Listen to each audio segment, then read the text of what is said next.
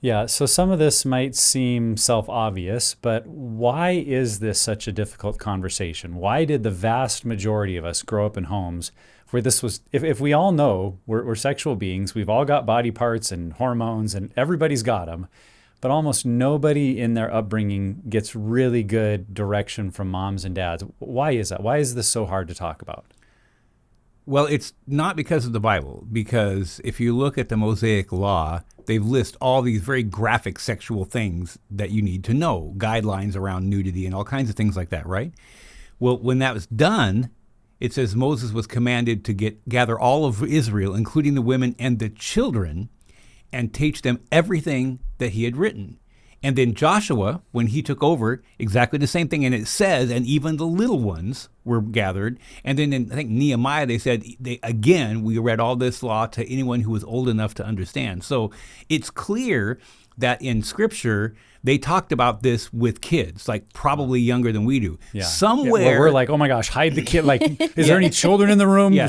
Cover their ears. Somewhere between the Old Testament and today, something happened that we think that's wrong, but it's not from the Bible. This is the thing I think is interesting. That's culture. That is the church and Christians following culture, not the Bible, and saying you shouldn't talk with your kids about sex. Mm-hmm. So why do you think it's so hard? Is it just that we haven't seen it? It's awkward? It's shame? Like what reasons do you see that it's so challenging? I just think it's because we're not used to it. Mm-hmm. And we didn't see it. I don't think my dad saw it, just like somewhere down the line that you just let people figure it out by themselves. Yeah. And because when I experience working with parents, they very soon get to a point, oh, this isn't that hard. And then once you get over the fear, it really isn't that bad. Mm-hmm. Yeah.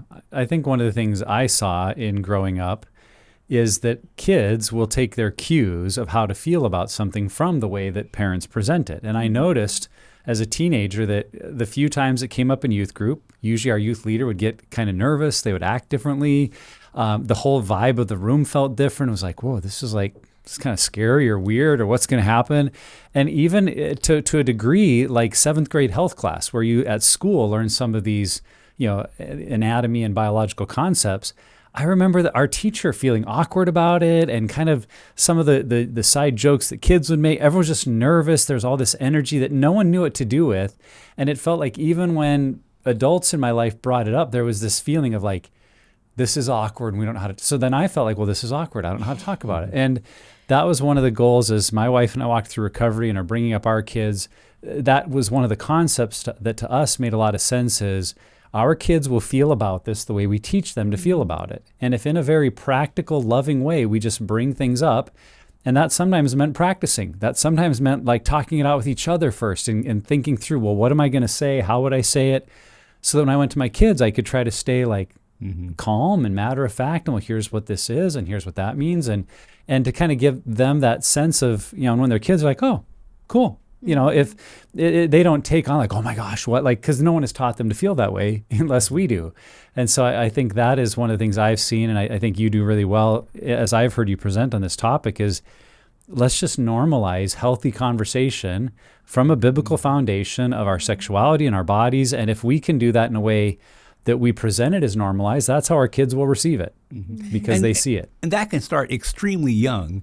Just calling body parts by their medical name really young, and it's okay to say that word in public if you have a reason to say that. In other words, those aren't taboo words. Yeah. And then from very young, it's like this kind of stuff is okay to talk about. Our kids get used to it faster than we do. Yeah. They probably feel a little bit empowered by it, I could see, by having information and having the right language to use. And I could see that would be really empowering for little kids.